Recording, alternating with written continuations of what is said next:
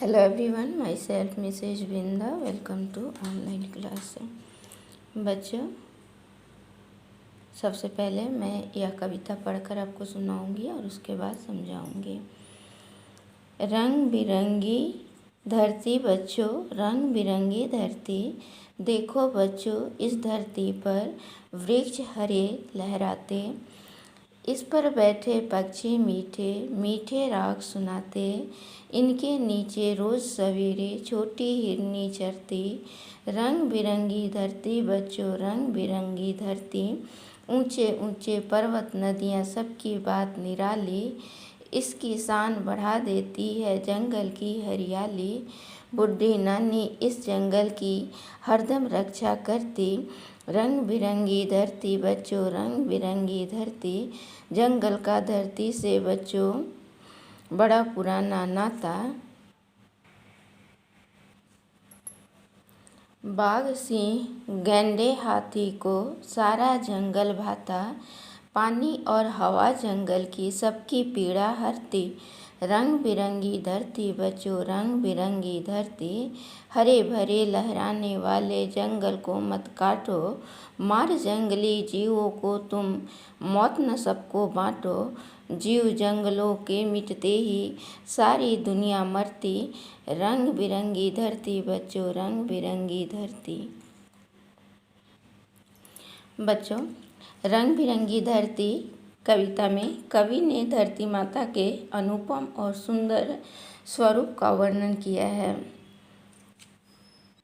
बच्चों, ये जो हमारा धरती है यह रंग बिरंगी है।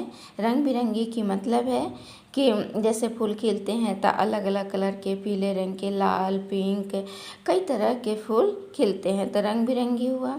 तो इसी तरह से पूरा जो धरती है रंग बिरंगी है, माने डिफरेंट डिफरेंट कलर के चीज़ें रहती हैं। और हमारा ये जो धरती है यह वृक्षों से लहलहाते रहता है और उन वृक्षों पर पक्षियाँ जो हैं मीठे मीठे राग हमें सुनाती हैं। बच्चों, जब आप सुबह में उठोगे और देखोगे सुनोगे तो आपको सुनाई देगा कि चिड़िया जो है चहचहा रही हैं और बहुत सुंदर सुनने में लगता है। और उन पेड़ों के नीचे जानवर्स वगैरह रहते हैं, जैसे हिरनी है तो वो आसपास घास चरते रहती है। और जंगलों में ऊंचे ऊंचे पर्वतें रहते हैं, जैसा कि इस डायग्राम में दिखाया गया है। पर्वत से नदी निकल रही है और यहाँ आसमान में चिड़िया उड़ रहे हैं। ये पेड़ है, पेड़ के ऊपर चिड़िया रहती है, पेड़ के नीचे ये हिरन है जो धरती पर है। और ये सभी के सभी जो हैं धरती के शान को बढ़ाते हैं। और ये जो पूरी जंगल है, इस जंगल की रक्षा कौन करती है? बूढ़ी नानी रक्षा करती है।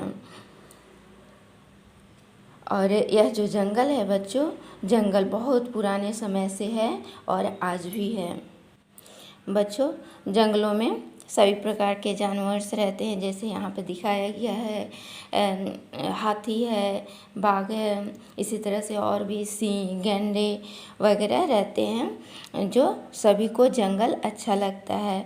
और यदि जंगल शुद्ध स्वच्छ रहेंगे तभी हम लोगों को अच्छा पानी और हवा मिल पाएगा। और अच्छी हवा और पानी से हमारी सारी जो कष्ट होती हैं जीवन के सभी पूरे हो जाते हैं, यानी कि जो पीड़ा है वो समाप्त हो जाती है। जब हम सुख समृद्धि से रहते हैं तो पीड़ाएं हमारे सामने टिक नहीं पाती। इसीलिए बच्चों, हमें जंगल को जो लहलहाते रहते हैं, जो सुंदर दिखते हैं, उनको काटना नहीं है और जो लोग काटते हैं उनको मना भी करना है। और जो हमारे जंगल हैं, जंगल में जो जीव जंतु रहते हैं उनको भी सुरक्षित रहना है, उन्हें नहीं मारना है। यदि उनको मार दिया जाए तो हम अपना खुद ही मौत को बुलाएंगे। हम अपना मौत को कैसे बुलाएंगे बच्चों? जब हम जंगली जानवरों को, जंगलों को काट देंगे, जानवरों को मार देंगे तो हमें शुद्ध हवा नहीं मिलेगी, कि समय पर बारिश नहीं होगा तो क्या होगा?